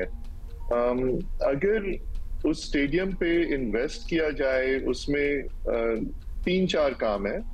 एक उसका ग्राउंड ठीक होने वाला है और सीट्स लगने वाली हैं और फिर जो बेसिक मेंटेनेंस एंड अपकीप है, तो with in 6 months 8 months international football Karachi वापस आ सकता है और मैं समझता हूँ कि पाकिस्तान में फुटबॉल के लिए ये बहुत जरूरी होगा। अच्छा जी, और इंफ्रास्ट्रक्चर वाइज छोटा सा ये भी बता दें क्योंकि अब हमारी एक होम गेम जो है जिसमें एक इंटरनेशनल टीम पहुंच ही जाएगी पाकिस्तान, तो इस्लामाबाद वाला जो ग्राउंड है उसमें कोई लाइटें शाइटें लगवा दें क्योंकि कुछ डे नाइट मैचेस हो जाएं। हम इसलिए भी कह रहे हैं बिकॉज हमें लग रहा है कि टीम भी हमारी बेहतर हो रही है, कोच बड़े वर्ल्ड क्लास आप लाए हैं, definitely we agree with you, तो सारा सिस्टम बेहतरी की तरफ साथ साथ जाना चाहिए। जो एक्सपेक्ट आप करते हैं फुटबॉलर से वो टीम परफॉर्म करके दिखा रही है, तो इतना तो बनता है। इतना तो बनता है। सो जो स्टेडियम लाइट्स हैं वो मैं भी समझता हूँ कि बहुत जरूरी हैं और उससे फुटबॉल के लिए और स्पोर्ट के लिए बहुत फायदा हो सकता है। जो अभी जिना स्टेडियम है उसकी लाइट्स जो है वो 350 लूमेन है और जो इंटरनेशनल रिक्वायरमेंट है वो 1800 लूमेन की है। तो पाकिस्तान स्पोर्ट्स बोर्ड ने बहुत ज्यादा मेहनत की है स्टेडियम पे, उसको इंटरनेशनल स्टैंडर्ड पे लाया है और मजीद बेहतर भी कर रहा है। तो हमने उनसे रिक्वेस्ट की हुई है कि लाइट्स पे भी अगर कुछ हो सके तो फिर हम नाइट मैच या डे नाइट मैच भी पाकिस्तान में अभी भी करवा रिक्वेस्ट सकते हैं। करनी पड़ती है लाइट के लिए, यानी लाइट तो एक ग्राउंड का एक बड़ा इंपॉर्टेंट एक हिस्सा होता है, एक्सपेक्टेड चीज उसमें होगी भी ना आपने कि वो तो रिक्वेस्ट होएगा ही हाँ जी। होगा। अच्छा, अब आपने हारून क्योंकि साहब, अपने शो पे इसको कह दिया है तो मुझे लगता है उस रिक्वेस्ट के पीछे थोड़ी सी एफर्ट भी हो जाएगी। So, हमारी I'm अगर थोड़ी सी grateful to कोशिश you. इसमें कंट्रीब्यूशन हो तो हम तो अपने आप को बड़ा ही लकी समझेंगे। हारून बहुत मलिक ज़्यादा, साहब, डेफिनेटली आप लोगों का काम भी मुश्किल है पूरी स्पोर्ट को अपग्रेड करने का, लेकिन ये बताएं कि Pakistan football federation normalisation committee के बारे में एक आम तासुर ये है कि बहुत यहाँ बहुत ज़्यादा सियासत की जाती है, वैसे तो हर जगह ही की जाती है, लेकिन ग्रुप्स बनते हैं जो अपनी अपनी चलाने की कोशिश करते हैं, खींचातानी का माहौल एक होता है, तो इस किस्म की बातें बड़ी सामने आती हैं। इस वक्त क्या हालात हैं फेडरेशन के? जी, और ये बिल्कुल सही बात है और बिल्कुल ऐसा ही है। सो नॉर्मलाइजेशन कमेटी जो है वो फीफा किसी भी मुल्क में बहुत सोच समझ के लगाती है, और जब इस स्टेज पे चीजें पहुंचाएं कि मतलब फीफा को टेक ओवर करना पड़े फिर ही होता है। तो ये बहुत ज्यादा ग्रुप बंदी, बहुत ज्यादा पॉलिटिक्स रही, बट असल में देखिए नुकसान जो है वो मुल्क और कौम का होता है, मुल्क के यूथ का होता है जिन्हें खेलने की अपॉर्चुनिटीज नहीं मिलती। तो मुझे उम्मीद है जब ये प्रोसेस खत्म होगा तो पाकिस्तान फुटबॉल दोबारा एक दफा सही रास्ते पे आ जाएगा। और आप देख सकते हैं कि एक साल प्रॉपर काम अगर किया जाए तो पाकिस्तान ने वर्ल्ड कप क्वालिफायर का पहला राउंड जीत लिया। तो हमारी यूथ के पास पोटेंशियल है, टैलेंट है, हर चीज है, तो हमें थोड़ा सा इसको अपॉर्चुनिटी देने की ज्यादा जरूरत है और कोशिश करनी चाहिए कि वैसे तो जिस तरह हुमा आप भी कह रही हैं कि पॉलिटिक्स हर जगह होती है, लेकिन मुल्क का नाम रोशन अगर होता है तो सभी का फायदा है, तो कोशिश करनी चाहिए सियासत साइड पे रखें। और हारून मलिक साहब जिस तरह बात भी कर रहे थे, और सर इंफ्रास्ट्रक्चर के लिए ज़रूर काम करें, क्योंकि इस्लामाबाद का सिर्फ जिना स्टेडियम है जो कि आलमी मयार पर पूरा उतरता है, वहाँ पर भी facilities. Haroon Malik, president Pakistan football federation, बहुत बहुत शुक्रिया for being here with us. By the way, ये जो नॉर्मलाइजेशन कमेटी की हम बात कर रहे थे ना, इसका मैंडेट 15 मार्च 2024 तक जो है वो है, तो इसको तो मेरा ख्याल है कि हमें मुस्तकिल कर देना चाहिए और अभी तक नहीं हुआ। मेक थिंग्स बेटर, और हमें ये दुआ करनी होगी कि कोलकाता में पाकिस्तान मैच अपना जीते। वो अभी हमारे पास काफ़ी दिन है, दुआएं आपसे जो है ना वो फुल ऑन रखें इंशाल्लाह, रोज़ आपसे दुआ करवाएंगे भी। And we will see you tomorrow, bye.